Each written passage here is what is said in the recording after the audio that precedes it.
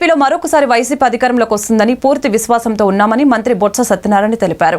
మే 9న విశాఖలో సీఎంగా జగన్ ప్రమాణ స్వీకారం చేస్తారని మరొకసారి చెప్పారు. 5 ఏళ్ల పాటు ప్రజా అవసరాలకు అనుగుణంగా పాలన చేపట్టామని, సామాన్యుడు ఆర్థికంగా ఎదిగేలా చర్యలు చేపట్టామని తెలిపారు. ప్రజలకు గుమ్మం ముందుకు పాలన తీసుకువచ్చామని అన్నారు. 9వ తేదీ నాడు గౌరవ ముఖ్యమంత్రిగా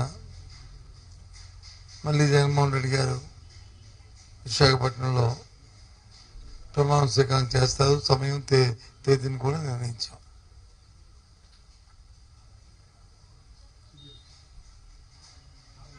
మీరు అడగచ్చు, ఏంటి సార్ అంతా నమ్మకమని. ఎస్, 5 సంవత్సరాలు ఏదైతే ప్రజలతో మమేకమై ప్రజా అవసరాలు ఏమున్నాయో వాటికి అనుగుణంగా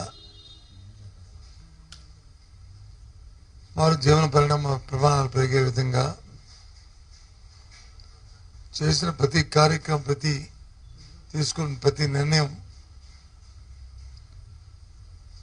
వారి తాలూకా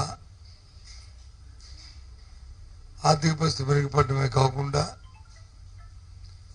సమాజంలో, సంఘంలో ఒక గౌరవాన్ని కూడా ప్రతి సామాన్య పౌరుడికి వచ్చింది. ముఖ్యంగా మహిళలకి పెద్ద ఎత్తున అభిమానాన్ని గత ప్రభుత్వంలో చంపుకునే పరిస్థితులు ఉండేవి. ఇప్పుడు వాళ్ళకి ఆ పరిస్థితులు లేకుండా ఆత్మాభిమానం పెంపొందించుకుంటూ వారి పిల్లల్ని చక్కగా చదివించుకునే పరిస్థితులతో పాటు వారి విధానంలో కూడా మార్పులు వచ్చాయి. ఇది మాటల్లో కాదు, ఏ సూచిక తీసుకున్నా